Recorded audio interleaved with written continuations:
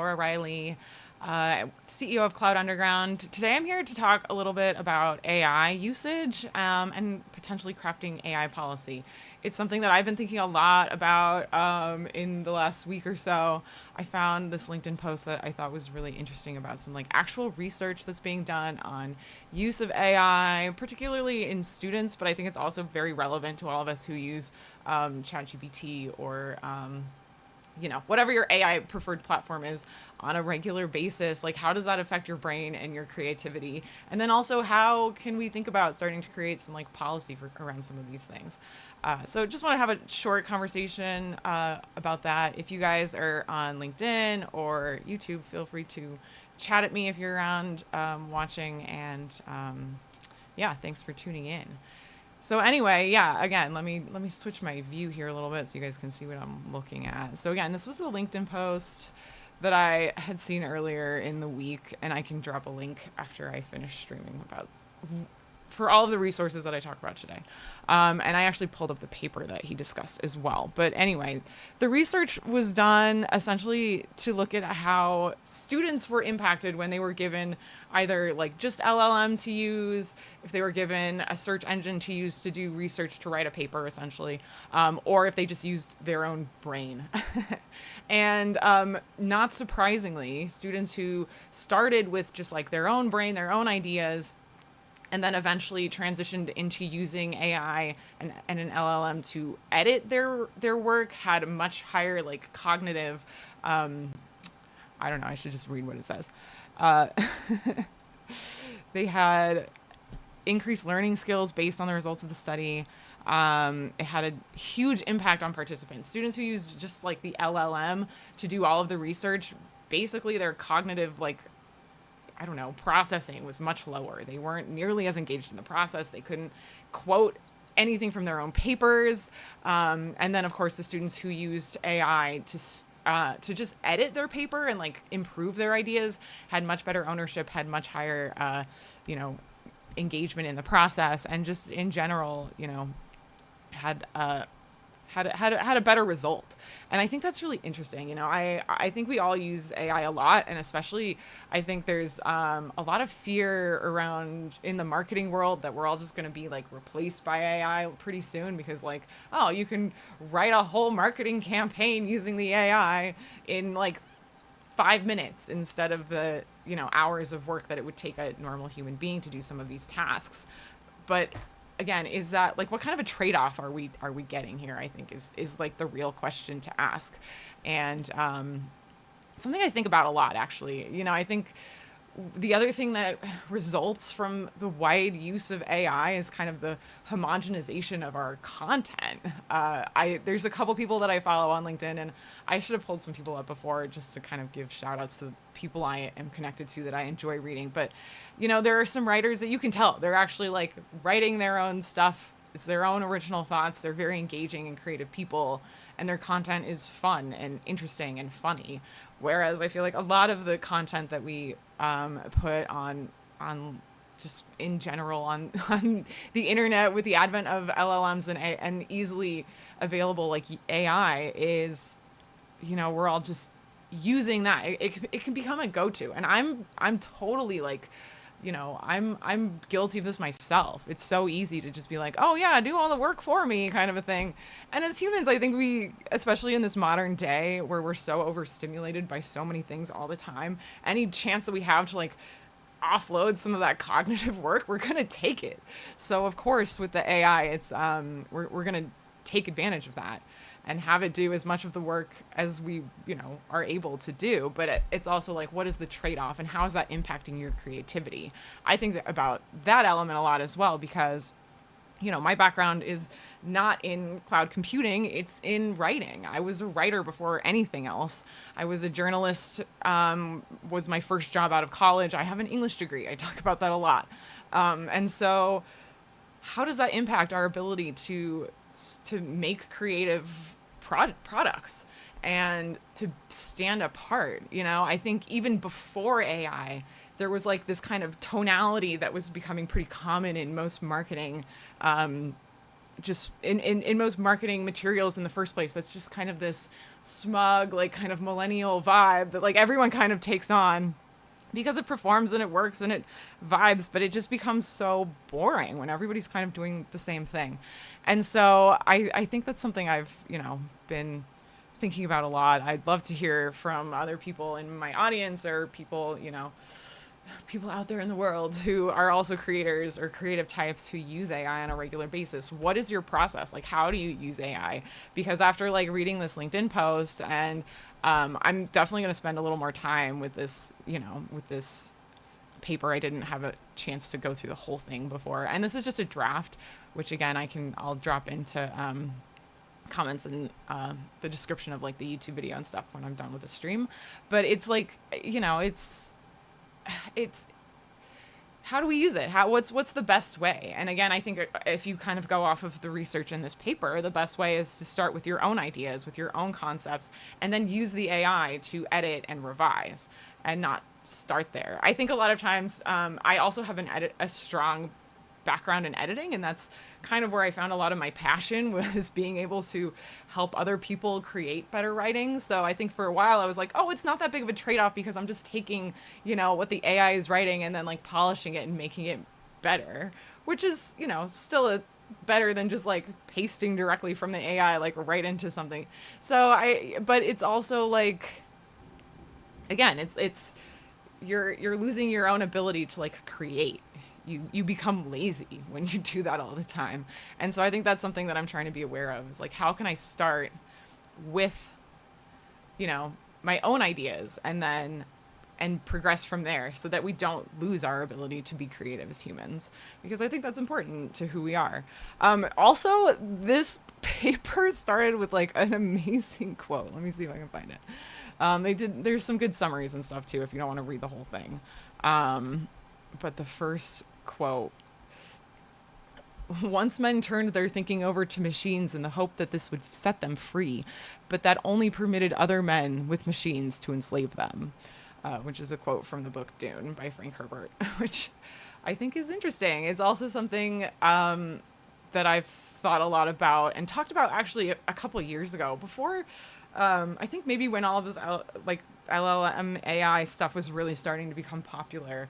I think it was a Cloud Underground podcast actually, where I talked about AI, and I talked about like how, I don't know, some philosophers or like creative thinkers in like the 60s were kind of convinced that AI was going to come in, or that like all of these automation tools and technology was going to come in and make our lives just so much easier, and that we as humans would just offload all of the work that we don't like doing to the machines and be able to do just creative, fun things for the rest of our lives, which I think is like, obviously like a very kind of like utopian and idealistic hope for the future with AI. But of course, I of course would hope for something like that. Like, yeah, let's give the hard things to, or like, not the hard things. We still need to do hard things as humans. Let's not, don't mistake me. Hard things are important. I think that's important for our growth and our evolution and for who we are. But I think maybe doing some of the less enjoyable things perhaps is a better way to say it, and things that can make our lives like more enjoyable. If we can focus on those things, maybe we'd all be a little happier, and that would be good for our modern society. But yeah, we'll see what happens. The other thing that of course this brings to mind in the conversation around AI is AI policy. I'd love to know, again, other founders, people in my audience, do you have AI policy for your company? Is this something you've thought about? And then what does that policy look like? I've been thinking a lot about that. How do we tell, especially now as we're scaling and working with more contractors and hiring more people, and having more, our reach is a little broader, and we have more partners. How do we help people kind of manage our company information with AI? And we are also kind of fortunate in that we have some really strong and robust AI tools built into the underground nexus, so it's pretty easy for us to kind of be like, yeah, we want people to use that, or start as a, have that as a starting point. Of course, if you use the underground nexus yourself, you can build your own private AI that doesn't talk to, like, ChatGPT or something like that.